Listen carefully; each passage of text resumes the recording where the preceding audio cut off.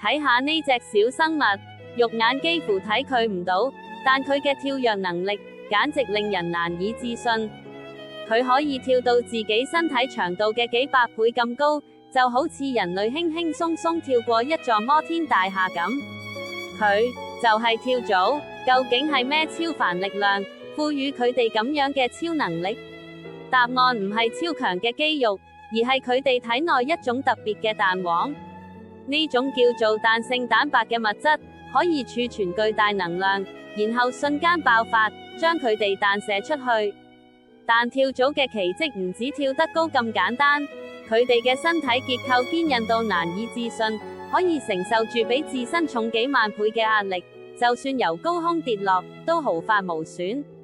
呢種適應力令佢哋成為地球上最頑強嘅生存者之一。下次你見到佢哋，可能要用另一個角度去睇啦。